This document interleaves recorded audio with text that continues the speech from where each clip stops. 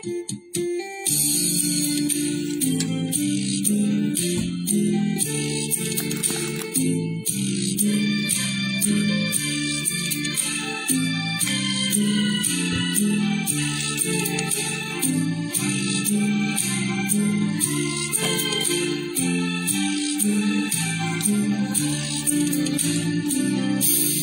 งกันสบายสถายน้ำพุทธิชา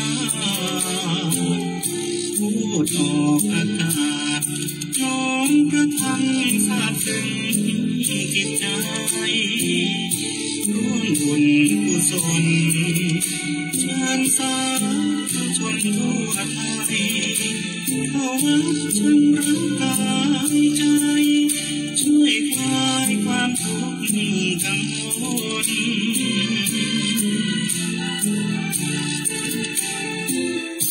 วัดอินทคินเรื่องลือองค์หลวงพ่อขาวก่อนเคยรุกรานว่างเปล่ามาหลายชนอายุคนเจ้าคุณพระ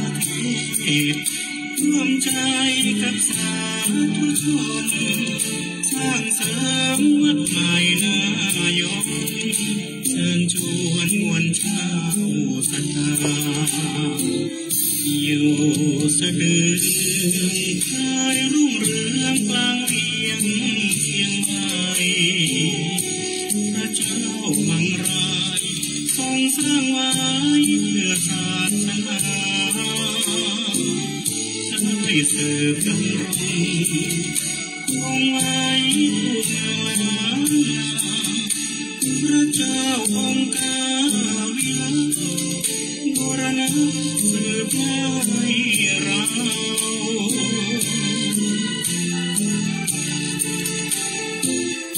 ฟังพระมหาดอกเตอรอาทิตย์สอนธรรมผู้ฟังทางบ้านโน้มนำช่วยคลายความตรงเสาถ้ามีโอกาสมากราบองค์หลวงพ่อขาวขอพรคุ้มไทยให้เราอยู่ใต้ร่มเงาโพธิญาณ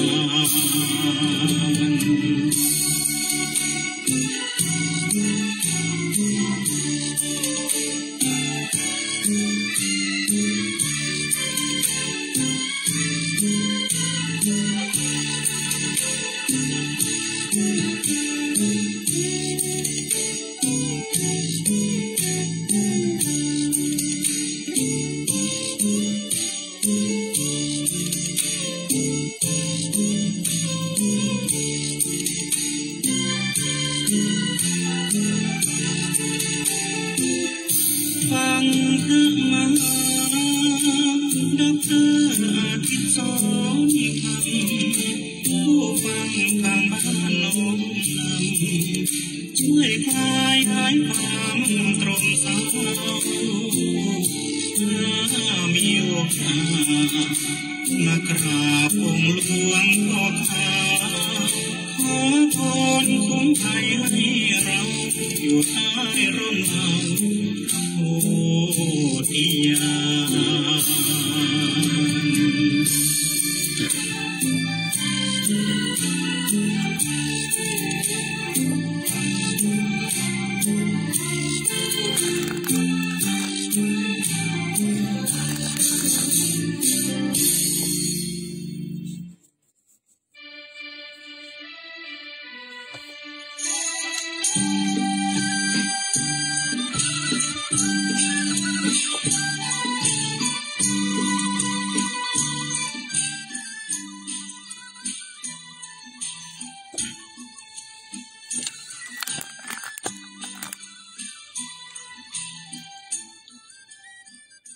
สายน้ำไหลไปบ่ย้อนมาการเวลาก็หมุนไปไวเหมือนฝันชีวิตเฮาก็ต้องแก่ลงทุกวันอย่าปากันมัวเพลิดเพลินจ จนเกินไปจงดำเนินชีวิตตามทางมรรคาศาสดาทรงบัญญัติและตรัสไว้เพื่อชาวพุทธน้อมนำธรรมะมาสู่ใจทำดีไว้ใจเป็นสุขไร้ทุกข์ขอความสุขสวัสดีจงบังเกิดมีแก่ท่านผู้ฟังแฟนรายการฟังสบายสไตล์วิถีชาติทางคลื่นสถานีวิทยุท้องถิ่นจังหวัดเชียงใหม่คลื่นพระพุทธศาสนาและจริยธรรม FM 96.0 เมกะเฮิรตซ์อุปถัมภ์โดยมูลนิธิพระบรมธาตุเจ้าดอยสุเทพดำเนินรายการโดยผมพินันท์วุฒิชาติคำพันธ์กราบขอบพระคุณพระเดชพระคุณหลวงพ่อพระธรรมเสนาบดีเจ้าอาวาสวัดพระบรมธาตุดอยสุเทพเจ้าคณะภาค7ประธานมูลนิธิเพื่อการทำรายการทุกรายการทางคลื่นสถานีวิทยุ FM 96ขอบคุณท่านผู้อำนวยการคณะกรรมการบริหารเจ้าหน้าที่ควบคุมห้องส่งวัดดอยสุเทพท่านอาจารย์พระมหาประสิทธิ์ประสัทธิโกขอบพระคุณท่านพระครูเจ้าวาดวัดหนองกายเจ้าหน้าที่ควบคุมห้องส่งวัดหนองกายทั้งคฤหัสถ์และบรรพชิตก็เชื่อมสัญญาณวันจันทร์ถึงวันศุกร์ 11 โมงถึงเที่ยงขอบคุณแฟนๆรายการที่ติดตามทาง2คลื่นสถานีและทาง Facebook ไลฟ์สดในขณะนี้เวลานี้คุณปี้อรวรรณดอนญาติจากบ้านดอนน้อยป่าซางละปูนนะครับก็เข้ามายื้อฮือกำลังใจก็วันนี้วันที่10มิถุนายนนะวันพรุ่งนี้เป็นวันที่11มิถุนายนซึ่งก็เป็นวันสำคัญของพี่น้องชาวล้านนาไม่ว่าจะเป็นเชียงใหม่ลำพูนนะครับก็ถือได้ว่าเป็นวันสำคัญเนื่องจากวันพรุ่งนี้เป็นวันครบรอบเป็นวันคล้ายวันเกิดของครูบาเจ้านะศรีวิชัยนะครับซึ่งก็เป็นนักบุญแห่งล้านนาไทยจะมีอายุนะครบ147 ปีนะครับวันพรุ่งนี้นะซึ่งพี่นันท์วุฒิชาติเองก็ต้องขอบคุณนะครับขอบคุณ FC ขอบคุณแฟนคลับญาติธรรมที่เรียกว่าจะได้ดี อุณาฝาข้างมากก็รู้ฟังตอนแรกผมก็คิดในใจว่าผมอยากให้ตักบาตรถวายพระครูบาชุดละ60 บาทเนี่ยเฮากะว่าสักตีไว้สัก80 ชุดอีนะคิดในใจไว้80 ชุดท่านผู้ฟังก็พอวันศุกร์ก็มีเช็คยอดเงินอยู่ที่ประมาณ80 ชุดก็ดีใจละมันได้ตามเป้าหมายที่เราวางไว้ก็พอวันจันทร์มาจัดรายการมาเช็คของวันเสาร์วันติดที่เปิ้นโอนเงินเข้ามาปรากฏว่ามันทะลุขึ้นไปเราก็คิดในใจว่าจาก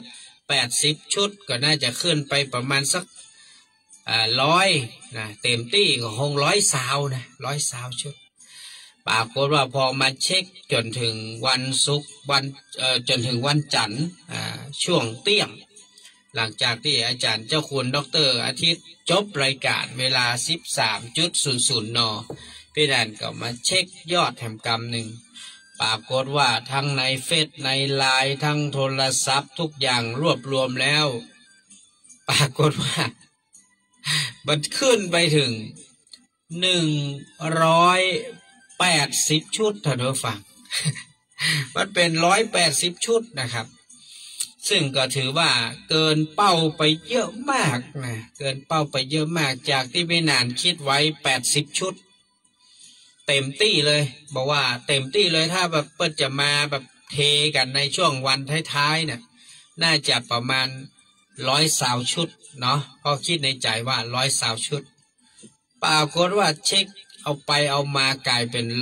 180 ชุดแต่ว่านี้ต้องเข้าไปในแมคโครเพื่อไปซื้อครัวใส่บาตรแล้วก็วันเนี้ยผมปิ้นรายชื่อหมดละตัดเรียบร้อยบัดเดี๋ยวนี้ก็คือเดียววันนี้จะต้องเร่งแพ็คถุงนะครับแล้วก็ติดชื่อแล้วก็จะต้องขนใส่รถไว้นะครับเพราะว่าพรุ่งนี้เช้าเนี่ยผมจะต้องออกบ้านประมาณตี 5ซึ่งท่านไม่ต้องห่วงนะครับปัจจัยที่ท่านให้มาผมซื้อครัวแล้วก็เดี๋ยวผมจะ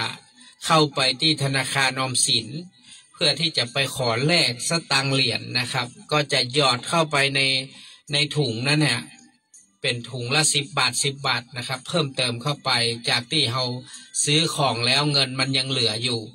นะครับคือเราซื้อชุดเล็กนะครับกับปกติเราจะชุด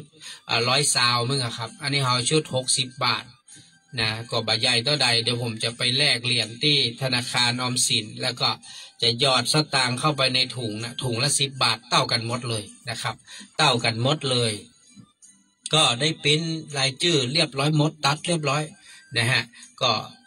พวกนี้จะเป็นตัวแทนพ่อแม่ญาติธรรมเอาไปใส่บาตรถ้าสมมติว่าใส่แล้วมันเหลือนะผมก็จะเอามาที่วัดอินได้ขีนวัดอย่างแถวนี้ตัวแหมนะครับจะไล่แจกนะไปแต่ละที่แต่ละต่างให้มันไข่นะให้มันไข่ให้มันครบเพราะว่ามีความรู้สึกว่ามันก็เป็นบุญนะที่ทุกคนก็อยากจะร่วมเอาบุญให้พระครูบาเนาะดังนั้นพวกนี้ก็จะต้องตื่นแต่เช้านะครับเพื่อที่จะขับรถไปที่ลุ่มตีนดอยวัดศรีโสดาเพื่อที่จะจัดที่จอดรถเพื่อที่จะบ่ต้องได้มีโต๊ะมีตังนะก็คือจอดเปิดฝาท้ายแล้วก็หยิบใส่เลยนะพระเนนเดินผ่านก็หยิบใส่คนละชุดเลยเพื่อให้เกิดความกระชับแล้วก็รวดเร็วนะครับแล้วก็จะต้องเข้ามาดูแลรายการต่อนะครับฉะนั้นอันนี้ก็ขอบคุณอนุโมทนาบุญทุกท่านนะครับที่เรียกว่าทำให้ความปรารถนาของพี่นานสำเร็จผลเพราะว่าพี่นานก็บ่ได้ใส่บาตรวันงานวันเกิดครูบาสักเตื้อนะจะใส่เมื่อใดก็มีการมีงานก็บ่ว่างเลยฉะนั้นวันพรุ่งนี้นะมันตัดเป็นวันธรรมดาพอดีนะครับเป็นวันพุธเนาะพรุ่งนี้วันพุธก็ พอดีเลยนะที่พี่นานจะมีโอกาส ได้ใส่บาตรถวายพระครูบาร่วมกับญาติธรรม FC จำนวนนักเลยแต่ที่เข้ามาร่วมบุญร่วมหอมกันก็ขอบคุณแห่งครั้งหนึ่งนะครับสำหรับน้ำใจของทุกท่านที่ได้มีเจตนาเป็นอันหนึ่งอันเดียวกันแล้วก็เมื่อวานนี้ก็ขอบคุณนะฮะขอบคุณญาติธรรมที่เรียกว่าเข้ามาแจ้งเรื่องของการทำบุญเรื่องของงานวันที่22พระมหาวิษณุก็มีมาเพิ่มเติมตัวนะครับเดี๋ยวก็ก้อยมาอนุโมทนากันทำกรรมแต่ว่าที่ได้เพิ่มเติมเรื่องของการจะไปตานเตียน8 วัดเนาะตานเตียน8 วัดก็จะมีตานเตียนตานผ้าอาบน้ำฝนหรือว่าผ้าสบงตานเรื่องของจ้องหรือว่าร่มนะครับอย่างดีอย่างเงาะเลยนะก็จะได้ทำบุญทำทานเรื่องของปัจจัยนะค่าน้ำค่าไฟตัวเนอร์ให้ยาไข้ห่วมให้หอมปัจจัยค่าน้ำค่าไฟก็แจ้งเข้ามาได้เราได้รับการแจ้งมาจากเจ้าภาพแรกก็คือคุณน้องพัชรินทร์สุกันโทนะพร้อมด้วยครอบครัวญาติมิตรพี่น้องเปิ้นก็ได้เป็นเจ้าภาพตานเตียน1 ชุด 1,000 บาทเตียน2 เล่มนะครับพร้อมขาก็ 1,000 บาทแล้วก็เจ้าภาพต่อมาที่ได้แจ้งมาแล้วก็ได้โอนปัจจัยแล้วนะครับก็คือทางพี่อ้ายประสิทธิ์คำปันและพี่กุลนิพากันทจันทร์พร้อมด้วยลูกบ่าวแล้วก็ญาติมิตรพี่น้องครอบครัว1 ชุด 1,000 บาทนอกจากนั้นก็ได้รับการแจ้งมาจากทางคุณแม่จันสมท่านามแสงอยู่ดอยสุเทพแม่ก็บอกว่าแม่ขอร่วมบุญในนามครอบครัวแหม1 ชุด 1,000 บาทได้โอนมาให้เป็นที่เรียบร้อยส่วนไอ้นิพันธ์ถ้าโอนแล้วแจ้งตัวนะครับเพราะว่าไอ้นิพันธ์ทองรักได้แจ้งมาว่าขอร่วมเป็นเจ้าภาพนะ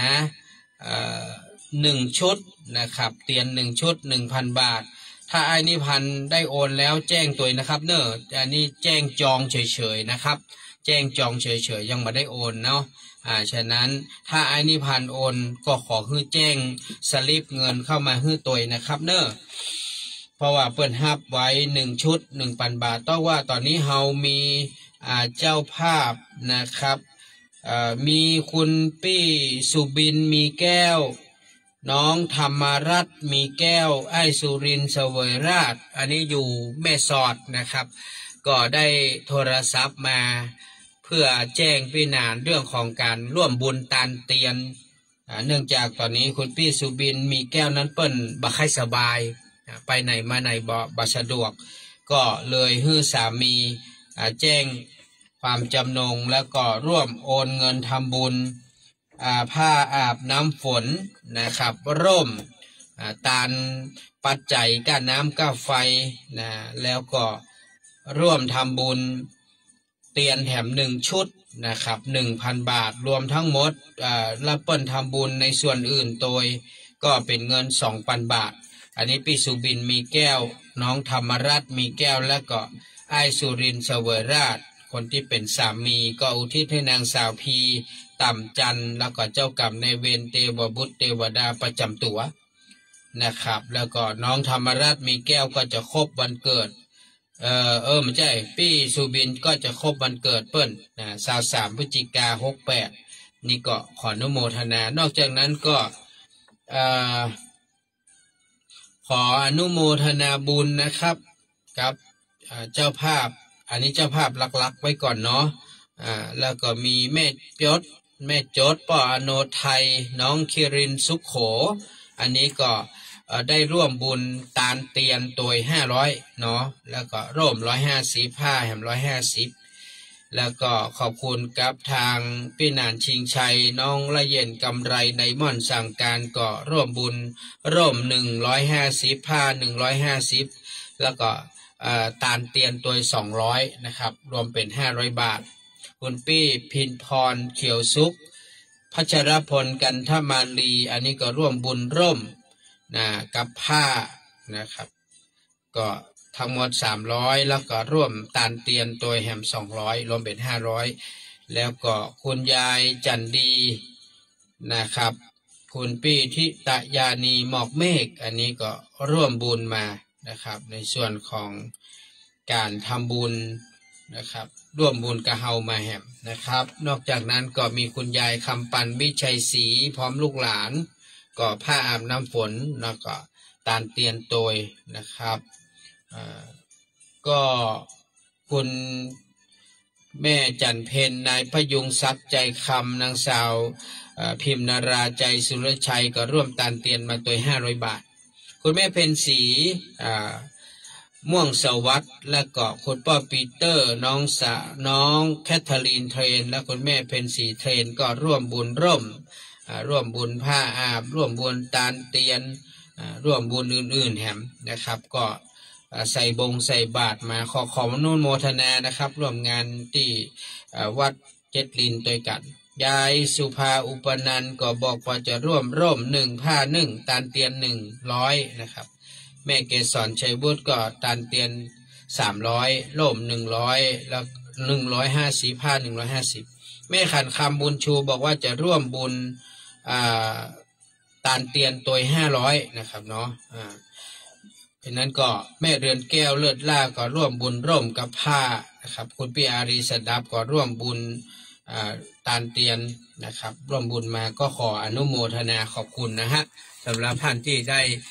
ร่วมเจตนาสร้างกุศลผลบุญด้วยกันวันนี้เรามาอู้จาเรื่องของการเรื่องของธรรมะเหรอนะว่าชีวิตในทุกๆวันนี้นะท่านผู้ฟังชีวิตในทุกๆวันนี้เนี่ยเราบ่สามารถนะที่จะไปรอเวลาอย่างได้นะเพราะว่าหลายคนนะครับก็ชอบรอเวลานะชอบรอเวลาว่าเนี่ยเวลาเนี่ยมันยังมีปะเลอะปะเต๋อนะครับเราจะอยู่บนโลกใบนี้ไปแหมเมินนานแต่ความจริงแล้วสิ่งที่เราคิดมันบ่ใช่นะครับมันบ่ใช่ความจริงนะความจริงเนี่ยมันเป็นสิ่งที่เราบ่สามารถที่จะไปล่วงรู้หรือไปกำหนดกฎเกณฑ์ชีวิตอย่างใดดังนั้นเปิดมักจะอุปมาชีวิตคนเราก็เปรียบเหมือนสายน้ำเนี่ยมันไหลไป นะครับมันไหลไปเรื่อยๆนะ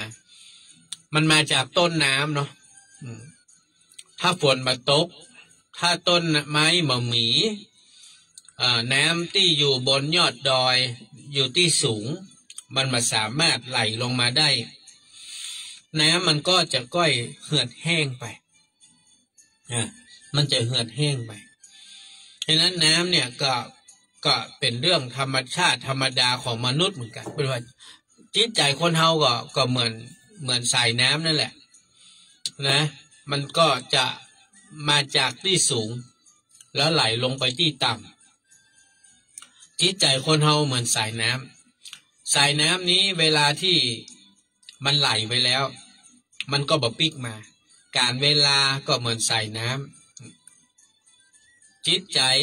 สายน้ำการเวลาเราลองมาดูนะ3 ส่วนจิตใจคนเฮามักจะไหลลงไปที่ต่ำเสมอจิตใจนะไหลจากที่สูงลงที่ต่ำประการที่2สายน้ำเช่นเดียวกันไหลจากที่สูงลงที่ต่ำการเวลาเหมือนสายน้ำไหลไปบ่ไหลกลับชีวิตคนเฮาเหมือนกันถ้าหากในคณะใดก็แล้วแต่ที่เฮามีจิตที่คิดบ่ดีจิตที่คิดบ่ดีมันก็มีเวลาของมันก็จะหมดเวลาไปเวลาที่จิตเฮาคิดดีมันก็มีเวลาเหมือนกันฉะนั้นบางทีเฮาจะต้องเนี่ยใดเพื่อให้จิตเฮานั้นมันเป็นจิตที่ดีจิตที่ดีก็ต่อเมื่อว่าเฮานะต้องมีศีลมีธรรมคือมันมีอย่างรองรับจิตที่ดีต้องมีศีลมีธรรมคนที่เปิ้นมีจิตเมตตากรุณามีศีลมีธรรมคนเหล่านี้เปิ้นเฮาว่าเป็นคนที่รู้จักหาสิ่งที่มาช่วยประคับประคองจิตของเฮาเหมือนคนที่เปิ้นกินเปิ้นตาอย่างพี่นาเนี่ยบอกว่าเฮาใครใส่บาตรเนอะ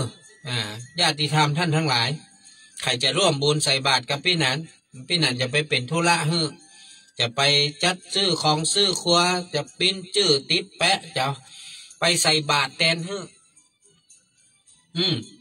โอ้มาแล้วท่านผู้ใจบุญมาแล้วคนละชุด2 ชุด5 ชุด10 ชุดก็มีเนี่ยหอมมา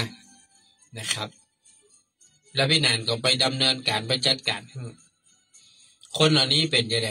เป็นคนที่มีจิตเมตตากรุณาต้องการอยากจะสร้างบุญเพื่อถวายพระครูบาทำบุญตักบาตรจะว่าไปนะยิงนกนัดเดียวได้หลายตัวอันดับแรกที่ท่านทำท่านได้เลยนกตัวแรกพระเจ้าท่านตรัสว่าการให้ทานคือการละความตระหนี่เนาะความตระหนี่ความขี้จิเนี่ยนี่1แล้วนะอันนี้นกตัวแรกนกตัวที่2นะครับท่านก็คือได้ฮื้อพระฮื้อเนนเนาะเอาหัวตัวไหนองค์ใดจะได้รับของเขาเอาหัวนะท่านมี3 ชุด5 ชุด10 ชุดอย่างเงี้ยหัวไปตกที่พระที่เนนตัวไหนหัวแต่พระเนนได้รับของบิณฑบาตได้รับอาหารเนาะมีปลากระป๋องมีมาม่ามีขนมมีนมมีสตางค์เปิ้นได้ไปเปิ้นก็เอาไปกินไปใช้อันนี้นกตัวที่2นกตัวที่3คืออย่างเฮาได้อุทิศบุญที่เฮาได้ทำบุญตักบาตรถวายพระครูบาทำไมต้องถวายพระครูบาก็วันเกิดครูบาแล้วทำไมต้องถวายวันเกิดครูบาก็เพราะว่าเฮาเคารพนับถือครูบาทำไมถึงเคารพนับถือครูบาก็เพราะว่าครูบาเป็นคนดีครูบาได้ชื่อว่าครูบาศีลธรรมครูบาเจ้าศรีวิชัยนะเปิ้นเฮาว่าครูบาศีลธรรมมีทั้งศีลมีทั้งธรรมการที่เฮาได้ทำบุญอุทิศให้กับครูบาอาจารย์ที่เป็นพระที่เป็นสุปฏิปันโนพระผู้ประพฤติดีปฏิบัติชอบมันได้บุญได้กุศลนักนะการได้ทำบุญกับคนที่เปิ้นมี คุณงามความดีนักเขาก็ได้รับอานิสงส์นะมันก็ยังบ้านว่านะกะการทำบุญทำทานเนี่ยแม้แต่สัตว์เดรัจฉานก็ได้บุญคนที่มันบ่มีศีลบ่มีธรรมก็ยังได้บุญเห็นไหมคนมีศีล5ก็ได้ชื่อว่าได้บุญนักกว่าคนที่ทุศีลเห็นไหมคนที่เปิ้นมีศีล8ก็นักกว่าได้บุญกว่าคนศีลมีศีล5คุณพระเนนมีศีลสามเณรมีศีล10ก็ได้บุญนักกว่ากับแม่ขาวแม่ชีที่ศีล8กับตุเจ้า227ก็ได้อานิสงส์นักกว่ากับสามเณรกับพระอริยบุคคลพระโสดาสกิทาคาอนาคาอรหันต์พระปัจเจกพุทธเจ้าพระพุทธเจ้าและหมู่สงฆ์เห็นไหมมันมีเป็นลำดับขึ้นไปฉะนั้นการที่เราทำบุญแล้วเราระลึกนึกถึงพระครูบาอุทิศถวายพระครูบาก็จะชื่อว่าเป็นการแสดงความกตัญญูกตเวทิตาคุณต่อพระสงฆ์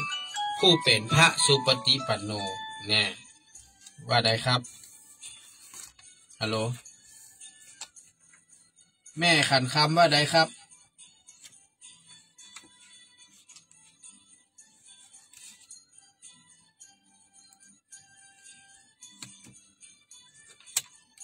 มันมีคนเอาคืออย่าง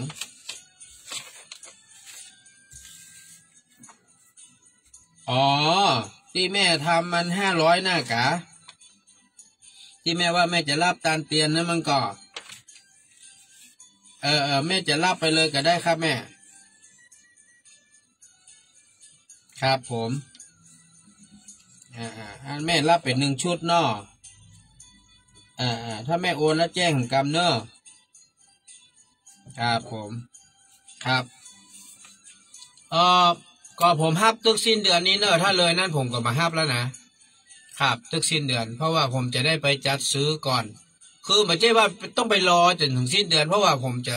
สร้างเขาเอามาฮื้อก่อนถ้าแม่พร้อมแม่ก็จ่ายเข้ามาก็แล้วกันครับก็แล้วแต่แม่เนาะเพราะว่าที่เปิ้นฮับบุญส่วนมากพวกก็จ่ายมาละที่เปิ้นฮับเป็นชุดนะชุดละ1,000ก็ประเด็นนี้ก็จะมีไอ้นิพันธ์ทองลักเนาะที่ยังไม่ได้โอนแล้วก็ไม่ได้แจ้งเตื้อของแม่จันเพนกับทางน้องพิมพ์นาราถ้าได้โอนแล้วก็แจ้งกรรมเนอร์แม่เนอร์ที่ร่วมบุญตานเตียน500 บาทนี่นะแจ้งกรรมยายสุภาและไผ่หลายท่านที่ถ้าบุญแล้วถ้าโอนขอคือแจ้งกรรมฉะนั้นท่านผู้ฟังทั้งหลายการทำบุญเนี่ยมันก็ได้หลายต่อการทำบุญแก่ผู้มีศีลมีธรรมฉะนั้นเฮาท่านทั้งหลายก็อย่าได้ละนะครับอย่าได้ละเพราะว่าชีวิตเฮาเนี่ยมันแน่นอนอย่างตะวาวันก่อนตะวานี่แหละผมมีโอกาสได้โทรศัพท์กับญาติธรรมก็คือคุณพี่สุบินมีแก้วพี่สุบินมีแก้วนี้เปิ้นเคยทำบุญฝากพี่นานไปตานไม้กำที่วัดพระธาตุเจ้าสีจอมตองเมื่อเดือนเมษาที่ผ่านมาเปิ้นได้โอนเงินแล้วพี่นานไปทำบุญแทนเปิ้นพี่นานก็ไปตานไม้กำตานผ้าป่าตานหลายอย่างที่วัดพระธาตุสีจอมตองเปิ้นบอกว่าเปิ้นบ่ค่อยสบายตั้งแต่ช่วงเมษามาก็คือนอนไปไหนมาไหนบ่ค่อยได้จนกระทั่งเมื่อวานเนี้ยเปิ้นก็โทรมาหาผมถามว่าพี่นันคราวที่แล้วพี่ถามว่าเข้าภาษาเนี่ยพี่นันจะไปตานเตียนกอผมก็บอกว่าได้รอก่อนนะพี่เนอผมยังมาห้าปากเตื้อแล้วแต่ว่านี่เปิ้นนึกได้เปิ้นก็โทรมาพี่นันอีพี่ใครทำบุญนะน้องนานไปตานเตียนก็บอกไปพี่ไปอยู่ผมไป8 วัดเนอะมีวัดพระบาทตากผ้ามีวัดพระบาทผาน้ำวัดบ้านปางวัดพระบาทห้วยต้มวัดพระธาตุเจ้าสีจอมตองวัดน้ำบ่อหลวง วัดบ้านฟ้อนห่างดงแล้วก็วัดอินทขินสะดือเมืองกลางเวียงเจียงใหม่ก็จะวนปิกมาเป็น8 วัดนะครับ8 วัดตอนนี้เราได้รับแจ้งเจ้าภาพหับบุญมาแล้วน่าจะ6 วัดนะครับ6 ชุดแล้วเนาะ6 ชุดรวมถึงคุณแม่ขันคำบุญชูที่รับตะกี้ก็น่าจะเป็น6 ชุดเรือแหมประมาณ2 ชุดนะเราก็เปาะกันก็ได้นะครับเนาะเปาะกันเอาเพราะนั้นเราก็บอกเปิ้นไปเปิ้นก็โอ้อีปี้นะให้ทำบุญเนอะอีปี้ขอหับเตียนชุด1น้องหนานต่อใดก็บอกว่า 1,000 ปี้ขอตาลจ้องตาลผ้าตัวพิษน้องหนานตัวทำบุญกันน้ำกับไฟตัวเนอแล้วมีบุญอย่างแหนมผมจะไปร่วมบุญกันเทศกันทำที่วัดเจ็ดลีนอันปี้หอมตัวประมาณปี้มาหูว่าปี้จะไปวันไหนพี่น้องหนานตอนนี้ปี้บ่มีแห้งปี้ลุกไปไหนมาไหนบ่ได้ผมก็เลยฮื้อกำลังใจเปิ้นไปบอกว่าบ่เป็นหยังปี้นอนอยู่บนเตียงน่ะฮื้อนึกถึงศีลธรรมกรรมฐานเนอเขาเคยทำบุญทำทานอย่างก่อนนึกเรื่องกินเรื่องทานเรื่องศีลเรื่องธรรมเรื่องการที่พี่เคยมาปฏิบัติธรรมโดยผมเนี่ยพุทโธพุทโธนึกไปสวัสดีครับ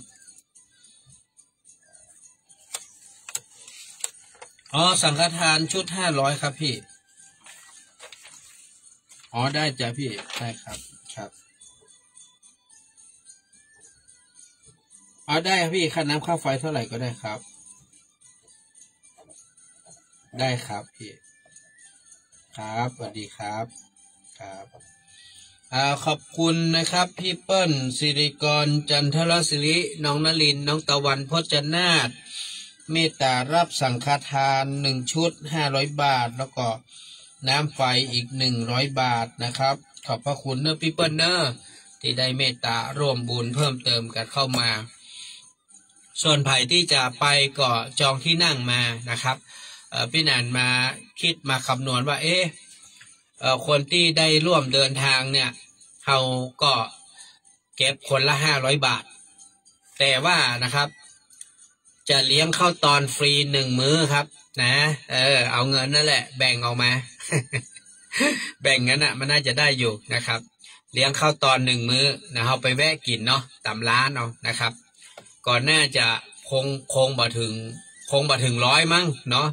แต่จะ50-60 บาทประมาณนี้แหละนะ เอาไปแวะกินข้าวกันนะครับเนาะ500 บาทนี่รวมข้าวตอน1 มื้อนะครับจะเลี้ยงข้าวตอน1 มื้อน่าจะได้อยู่นะดังนั้นไผ่จะไปก็แจ้งมาตอนนี้ก็มีคุณน้องพัชรินแล้วก็คุณยายยุพินที่บ้านหนองเขียวจำร่างการรถมาเรียบร้อยละก็พี่นันได้จดออนไลน์ใหม่เอาไว้ละนะครับฉะนั้นมีใครท่านใดจะไปก็บอกมาเพราะว่าตอนนี้พี่นันจองรถตู้ไว้แค่1 คันก่อนนะครับถึงบ่มีคนไปเยอะก็เป็นหยังเพราะว่าเฮาก็ถือว่าได้ญาติธรรมเปิ้นห่วมหอมเตียนเตือนผ้าครัวล่มเริ่มมาน้ำไฟอย่างเฮาก็ไปตานแตนพ่อแม่ศรัทธาที่เปิ้นบ่ได้ไปอันนี้ก็เป็นบุญเป็นกุศลทีนี้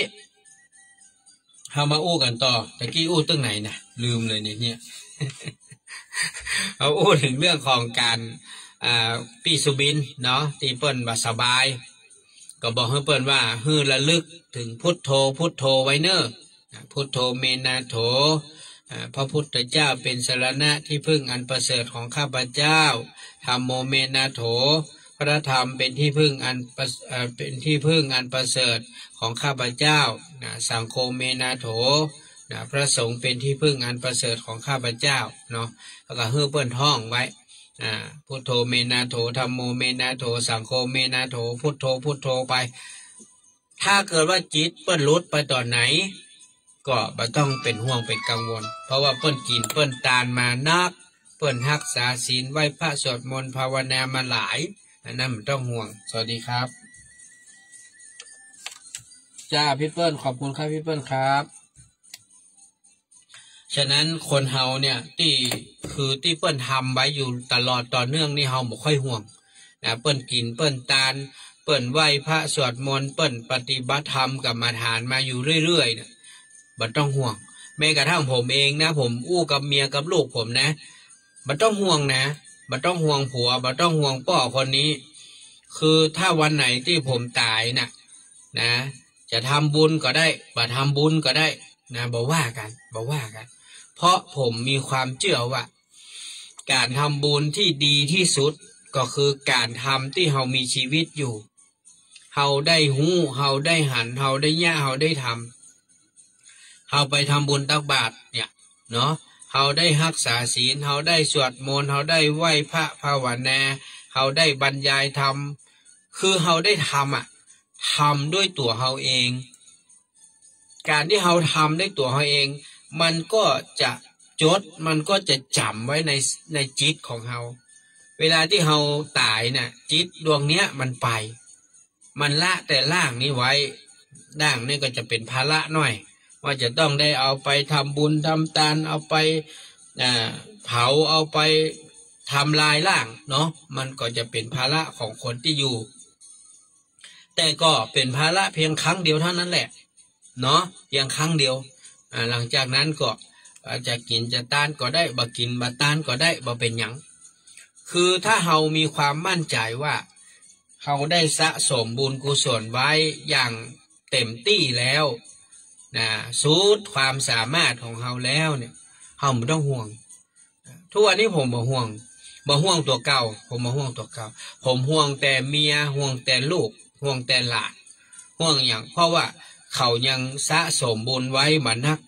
บุญกินบุญทานเขาก็ยังมีน้อย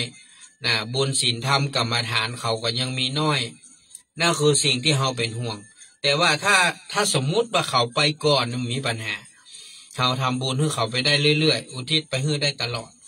แต่ถ้าเขาไปก่อนนั่นคือสิ่งที่น่าเป็นห่วงเขาว่าเขาก็จะลำบากเพราะมันมีใครที่จะมาทำบุญทำทานโน่นนี่นั่นเพื่อเขาเพราะว่าเขามีโอกาสทำน้อยกว่าเราดังนั้นเหมือนกันในครอบครัวเนี่ยท่านผู้ฟังชีวิตของคนในครอบครัวเนี่ยบางครั้งคนไหนที่เปิ้ลมีโอกาสได้กินได้ทานคนไหนที่เปิ้ลมีโอกาสได้ไปรักษาศีลฟังธรรมคนไหนที่เปิ้ลมีโอกาสได้ไหว้พระสวดมนต์ปฏิบัติธรรมเนี่ยเฮาอย่าได้คัดขวางเขาแม้กระทั่งว่าเฮาบ่ได้ยินดีเฮาบ่ได้อนุโมทนาแต่ขออย่าไปคัดขวางบุญเขาเปิดโอกาสให้เขาได้สร้างได้ทำไปเถอะอย่างน้อยก็เป็นความสุขของเขาอย่างมากไปกว่านั้นเขาก็บ่ได้เอาบุญเพียงคนเดียวเวลาทุกครั้งที่เขากินทานทุกครั้งที่เขาได้รักษาศีลฟังธรรมทุกครั้งที่เขาได้ไหว้พระสวดมนต์ภาวนาปฏิบัติธรรมกรรมฐานเขาย่อมต้องแผ่เมตตาให้เฮาอยู่แล้วเฮาเป็นสามีเฮาเป็นภรรยาเฮาเป็นพ่อแม่พี่น้องเฮาเป็นลูกเป็นหลานเขาเฮาเป็นผู้ที่มีบุญมีคุณต่อเขาเฮาเป็นผู้ที่มีส่วนเกี่ยวข้องกับชีวิตเขาจึงแผ่เมตตาให้เฮาทุกๆครั้งที่เขาได้สร้างคุณงามความดีเช่นอย่างกับพี่นานวุฒิชาตินี้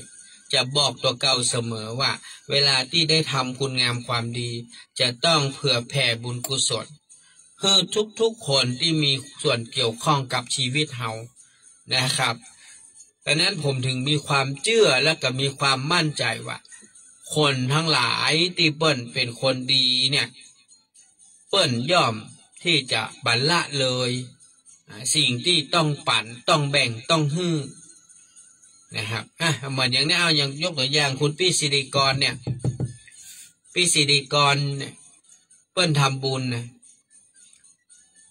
เมื่อก่อนเปิ้นเคยบอกผมขอพี่หนานเอาชื่อน้องใส่ด้วยได้ไหม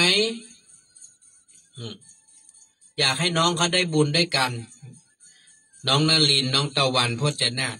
ผมใส่ฮื้อตลอดผมก็แผ่ตรงนี้ไปฮื้อ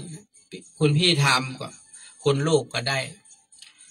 คุณสามีทำคุณภรรยาก็ได้คุณภรรยาทำคุณสามีก็ได้คุณพ่อคุณแม่ทำคุณลูกก็ได้คุณลูกทำเพื่อคุณพ่อคุณแม่ก็ได้ผมบอกว่าทุกครั้งที่เราทำเราให้นึกถึงคนอื่นก่อนไอตัวเราเองเนี่ยมันดึงได้อยู่ละ ท่านจะแผ่เมตตาให้ตัวเก่าหรือบ่แผ่เมตตาให้ตัวเก่าท่านก็ตึงได้เพราะท่านเป็นคนทำบางทีเราก็ได้ยินครูบาอาจารย์บอกว่าแผ่เมตตาให้ตัวเก่าก่อนเด้ออาหังสุขิโตโหมิขอให้ข้าพเจ้าจงมีความสุขอาหังนิทุกโขโหมิขอให้ข้าพเจ้าปราศจากความทุกข์อาหังอเวโรโหมิขอข้าพเจ้าปราศจากเวรภัยอาหังอภยาปโชโหมิขอข้าพเจ้าจงปราศจากการพยาบาทเบียดเบียนทั้งหลายทั้งปวงสุขีอัตานังปริหารามิขอข้าพเจ้ามีความสุขกายสุขใจรักษาตนให้พ้นจากทุกภัยทั้งหมดทั้งสิ้นเถิดเฮามักจะได้ยินครูบาอาจารย์บอกเสมอว่าก่อนที่เฮาจะแผ่เมตตาให้ไผเพื่อแผ่เมตตาให้ตัวเก่านะให้ตัวเก่ามีความสุขก่อนแล้วก็แผ่เมตตาไปให้คนอื่นแผ่เมตตาให้พ่อแม่ให้ครูบาอาจารย์ญาติมิตรพี่น้องนะผู้มีพระคุณบุญคุณแผ่เมตตาให้เจ้ากรรมนายเวรพ่อเกิดแม่เกิดเทวบุตรเทวดาอินพรหมยมยักษ์เขาก็ว่ากันไปนี่มันก็แล้วแต่นะมันก็แล้วแต่ทุกครั้งที่ท่านจะสร้างคุณงามความดีอย่างก็อย่าลืมระลึกนึกถึงคนอื่นจะไปนึกถึงแต่ตัวเก่าถ้าเฮาฮักกับตัวเก่าทำดีกับตัวเก่ากับตัวเก่าแต่มาทำดีกับคนอื่นฮื้อกับตัวเก่าบ่ฮื้อคนอื่นอันนี้ก็มาถูกนะครับดังนั้นทุกครั้งนะถ้าเราจะดูพระพุทธเจ้าเป็นตัวอย่างจริงอยู่ครับท่านหนีออกจากเวียงวังนะแล้วท่านก็ไปเข้าป่าเข้าดงท่านก็ไปประพฤติปฏิบัติเพื่อให้พระองค์ท่านได้ตรัสรู้ได้พ้นจากความทุกข์เมื่อท่านพ้นจากความทุกข์ตรัสรู้แล้วท่านก็บ่ได้ละทิ้งคนทั้งหลายคนที่เคยดูแลท่านอย่างปัญจวัคคีย์ทั้งห้าท่านก็นำพระธรรมเทศนาไปสั่งสอนไปโปรดทั้ง5 รูป5 ตน5 องค์จนได้ดวงตาเห็นธรรมจนได้เข้าถึงมรรคผลนะครับท่านก็ปีกไปโปรดพ่อแม่พี่น้องนะท่านก็โปรดแก่เวนยสัตว์ทั้งหลายบ่เว้นแม้กระทั่งอินพรหมเทวบุตรเทวดาก็ได้รับอานิสงส์โดยนะได้รับนำธรรมคำสอนได้เข้าถึงมรรคถึงผลนะนั่นแสดงว่าการฮื้อของพระองค์นั้นมีประมาณเพราะว่าหาประมาณไม่ได้ให้หมดถ้าเฮารู้จักเปิดใจยอมรับน้ำธรรมคำสอนคนที่บ่ยอมรับน้ำธรรมคำสอนก็บ่ได้ทำนั้นก็เหมือนเป็นเขาว่าเป็นธรรมที่เป็นอมฤตธรรมก็คือธรรมที่มันยิ่งใหญ่ท่านผู้ฟังเฮาสามารถพาเฮาก้าวข้ามพ้นสังสารวัฏได้เข้าถึงมรรคผลนิพพานได้มันไม่ใช่เรื่องง่ายนะมันเป็นเรื่องยากมากฉะนั้นต้องฝากท่านผู้ฟังว่าเพื่อนำเอาคำสอนพระพุทธเจ้าเข้ามาสู่จิตสู่ใจพระองค์ท่านสอนเรื่องอย่างสอนเรื่องของความจริงของชีวิตสอนเรื่องอริยสัจสี่เนาะสอนเรื่องทุกข์สมุทัยนิโรธมรรคนะครับทุกความบ่สบายกายบ่สบายใจสมุทัยเหตุให้ทุกข์เกิดนิโรธะความดับทุกข์มรรคะทางปฏิบัติให้ถึงความดับทุกข์เริ่มตั้งแต่สัมมาทิฏฐิเนาะมีความเห็นถูกต้องมรรคมีองค์8นั้นมันก็อยู่ในหลักเรื่องของศีลสมาธิปัญญามันรวมแล้วมันก็อยู่ในศีลสมาธิปัญญานะครับศีลก็เป็นส่วนหนึ่งสมาธิก็เป็นส่วนหนึ่งปัญญาก็เป็นส่วนหนึ่งรวมแล้วก็คือมรรค8นะศีลสมาธิปัญญาก็รวมอยู่ในมรรค8นั่นแหละดังนั้นเฮาท่านทั้งหลายในฐานะที่เป็นชาวพุทธเนี่ยเฮาต้องเป็นผู้รู้เป็นผู้ตื่นเป็นผู้เบิกบานด้วยศีลธรรมกรรมฐาน อย่าได้ละอย่าได้ทิ้งสิ่งเหล่านี้ไปเฮาได้เรียนรู้มาจากพ่อแม่ปู่ย่าตายายสืบทอดต่อกันมาอาจจะผิดพ้องถูกพ้องเฮาก็มาศึกษาเรียนรู้เพิ่มเติมจากครูบาอาจารย์นักปราชญ์ราชบัณฑิตทั้งหลายท่านเป็นผู้รู้ท่านก็มาบอกมาสอนหมู่เฮาแห่งกรรมนึงเฮาก็นำเอาความรู้เหล่านั้นมาบอกตัวเก่าสอนตัวเก่าเตือนตัวเก่าพระพุทธเจ้าบ่มีแล้วพระอัครสาวกซ้ายขวาบ่มีแล้วพระอรหันตสาวกทั้งหลายก็บ่มีแล้วทุกวันนี้ก็อาจจะมีพระผู้เป็นอริยบุคคลผู้เป็นครูบาอาจารย์เฮาที่เฮาอาจจะบ่ฮู้ว่าเป็นองค์ไหนท่านใดแต่ขอให้เฮาท่านทั้งหลายจงมั่นใจว่าตราบใดที่พระพุทธศาสนายังดำรงคงอยู่น้ำธรรมคำสอนของพระพุทธเจ้ายังคงมียังคงใจได้ตราบใดเมื่อมีผู้ปฏิบัติการเข้าถึงมรรคถึงผลนั้นย่อมมีอยู่เสมอฉะนั้นพระอริยบุคคลจะบ่หมดไปจากโลกแน่นอนตั้งแต่พระอรหันต์ลงมาเรื่อยๆบอกว่าจะเป็นพระโสดาสกิทาคาอนาคาก็ยังคงมีอยู่ในโลกนี้นะครับเพราะว่าพระธรรมคำสอนของพระองค์ท่าน ยังคงมีอยู่ยังคงมีอยู่ที่เฮาจะเข้าบ่ถึงก็เพราะว่าเฮาบ่ประพฤติปฏิบัติคนที่บ่มีความเชื่อบ่มีความศรัทธาบ่มีความมั่นใจนะครับก็บ่สามารถที่จะเข้าถึงน้ำธรรมคำสอนได้แม้กระทั่งการฮื้อทานยังฮื้อบ่เป็นฮื้อบ่จ้างบ่ฮู้จะเริ่มต้นฮื้ออย่างใดการรักษาศีลจะรักษาจะใดรักษาไปทำไมเนี่ยการสวดมนต์การฟังธรรมได้หยัง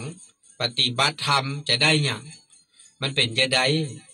เฮาบ่เริ่มนับ1 2 3 4 5มันก็บ่เกิดเฮาก็หยุดที่เลข0เลข0เนี่ยของเฮาเซตซิโล0นี่นะ0นั้นไม่มีค่า0เป็นเลขไม่มีค่าถ้ามันมี0ตัวเดียวมันไม่มีค่าแต่ถ้ามันไปอยู่หลังเลข1ตัวคือ10ถ้ามันไปอยู่2ตัวมันคือ100 3ตัวคือ1,000มันก็มีค่าเพิ่มขึ้นเหมือนเอาเห็นแบงค์10แบงค์20ตัวเลขสูงขึ้นแบงค์พันมี0กี่ตัว3ตัว 1,000 นั่นเห็นไหมมันมีค่าอยู่ตรงนั้นถ้าเอา0ไปบวกกับเลขอื่นมันถึงจะมีค่าแต่ถ้า0ตัวเดียวมันมีค่า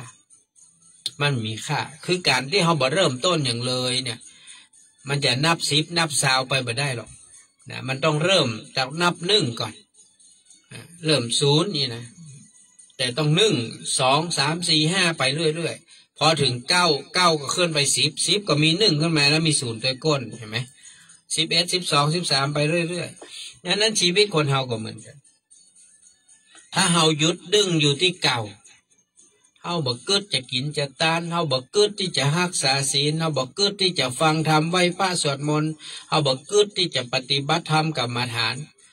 มันก็ไม่ได้เข้าภาษานี้เหมือนกันเนอะพี่นานวุฒิชาติกับเจนจวนเนอะ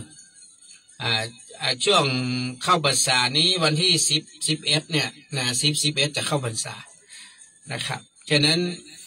พี่นานเองก็จะมีจัดปฏิบัติธรรมวันเสาร์เนาะวันเสาร์ที่วัดอินทขินก็คงจะเป็นตอนบ่ายเนาะบ่ายวันเสาร์ก็จะเริ่มเสาร์แรกนะครับในเสาร์ที่12กรกฎาคมเนอะ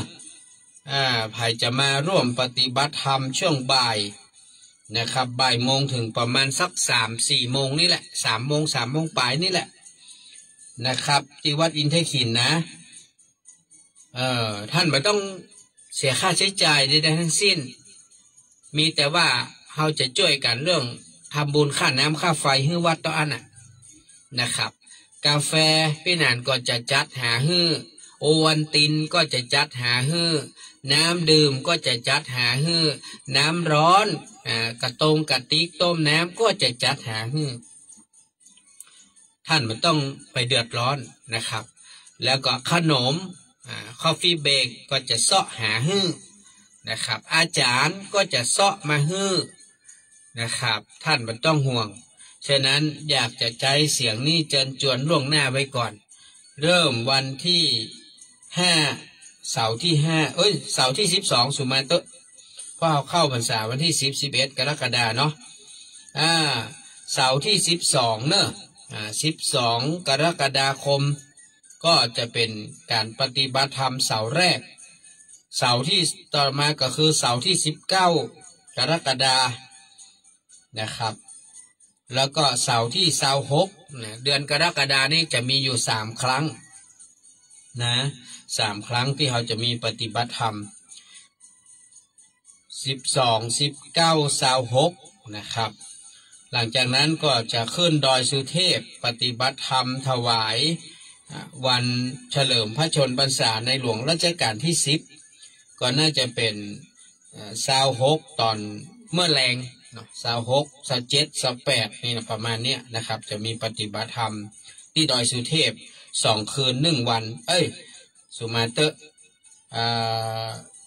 2 คืน 2 วัน2 คืน 2 วันเนาะก็ไปถึงวันที่28กรกฎาคมเดี๋ยวหลังจากนั้นก็สิงหาก็จะมีเสาร์ที่2เสาร์ที่9เสาร์ที่16เสาร์ที่23เสาร์ที่30เนี่ยสิงหาแล้วก็กันยาก็จะมีเสาร์ที่6 13เสาร์27ตุลาก็จะเป็นออกภาษาละนะครับเขาก็จะมีเวลากัน1 2 3 4 5 6 7 8 9 10 11 12ประมาณ12เสาร์นะครับ12เสาร์ที่เขาจะมีปฏิบัติธรรมที่วัดอินทขิตอันนี้ก็ฝากนะครับเพื่อบางท่านสนใจอยากจะมาเรียนรู้เรื่องของการปฏิบัติวิปัสสนากรรมฐานนะครับบางคนบอกหูไงหูแต่เรื่องการกินการทานแต่เรื่องการรักษาศีลไหว้พระสวดมนต์ฟังธรรมแต่บอกหูเรื่องการปฏิบัติธรรมก็เชิญชวนได้เฮาบ่ได้เก็บสตุ้งสตางค์นะฟรีนะแต่ที่เฮาจะร่วมหอมกันก็จะมีเฉพาะค่าน้ำค่าไฟชำระหนี้สงฆ์เนาะอันนี้เฮาต้องช่วยกันหอมคนละเล็กคนละน้อย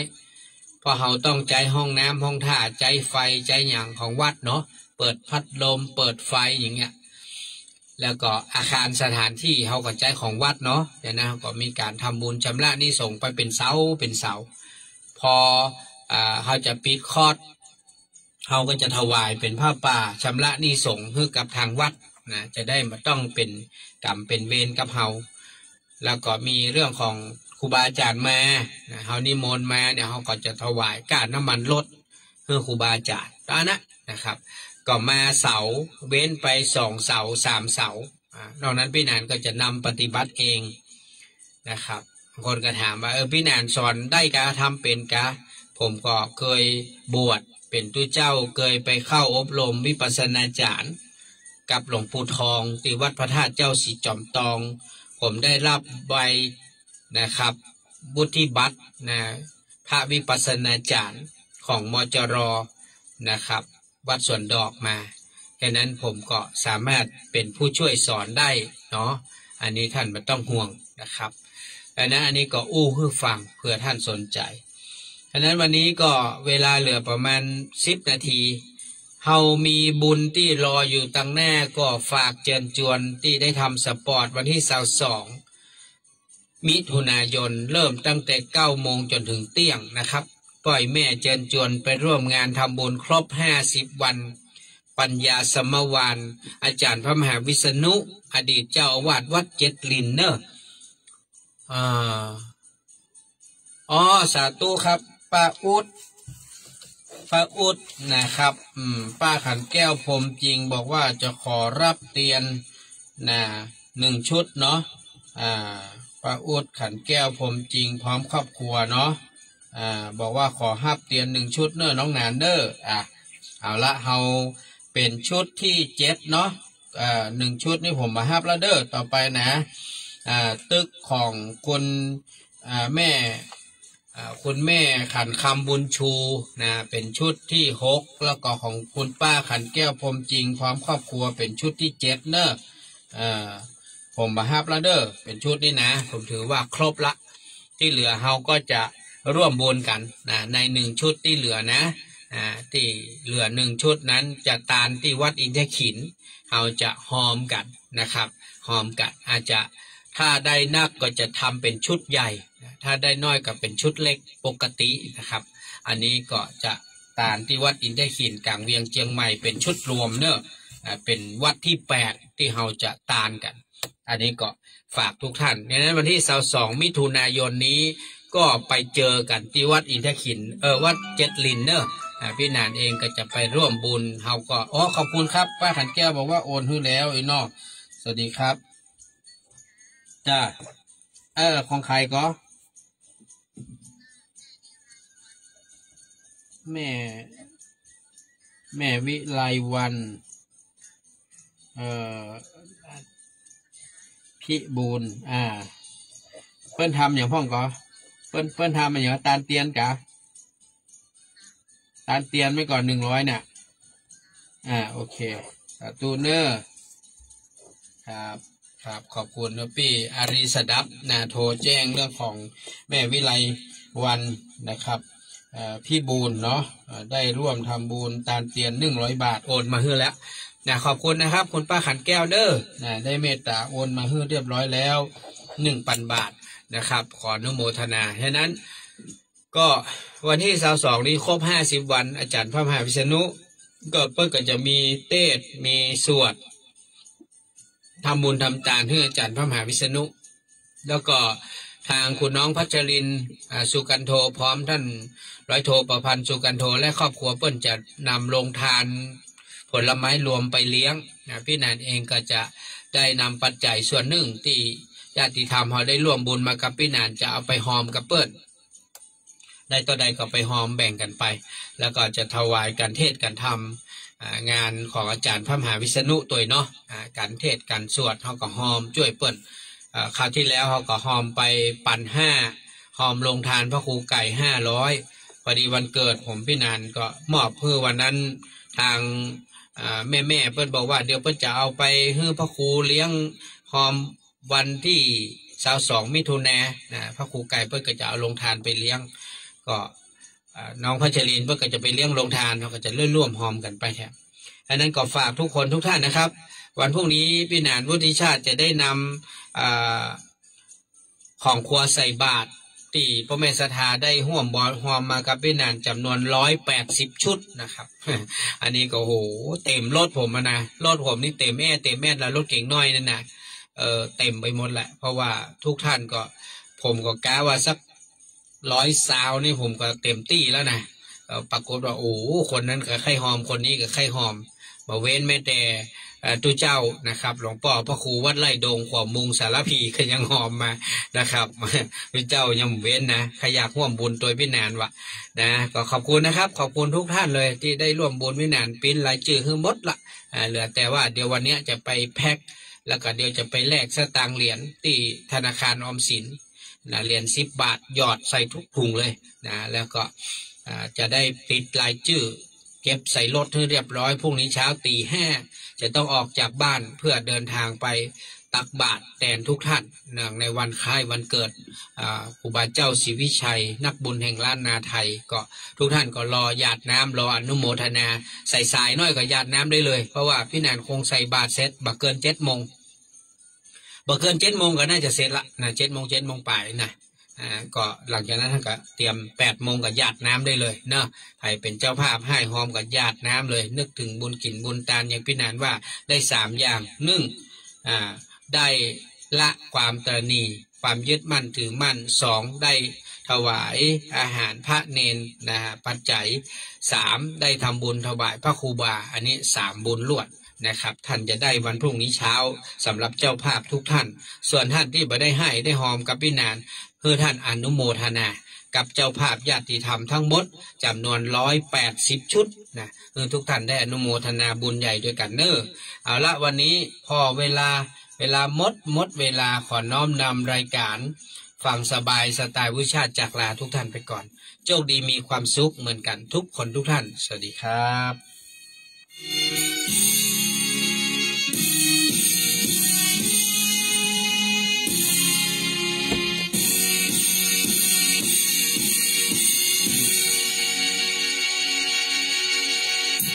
10 นิ้วพนมแล้วก้มลงกราบหลวงพ่อเจ้าคุณที่ท่านการุณให้ความเมตตาให้ผมมาอยู่คู่สถานีเพื่อมวลประชาผู้มีศรัทธาในรสพระธรรมอุทิศชาติกำปันมุ่งมั่นแน่วแน่เผยแผ่คำสอนผมชินวรตรัสจริงทุกคำนำพาญาติธรรมพ้นจากความทุกข์ดวงตาเห็นธรรมพบสุขเลิศล้ำตามรอยพุทธองค์เกิดมาชาตินี้โชคดีที่สุดได้พบพระพุทธศาสนาทานศีลภาวนาจิตใจมั่นคงผู้รู้ผู้อยู่กับลมหายใจสติดำรง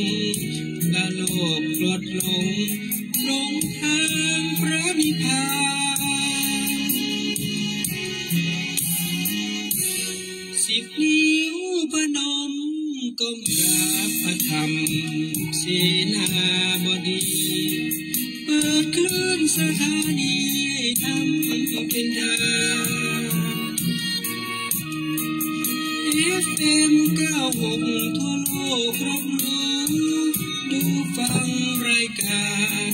อุทิศชาติทำปันสร้างสรรค์ธรรมปันส่วน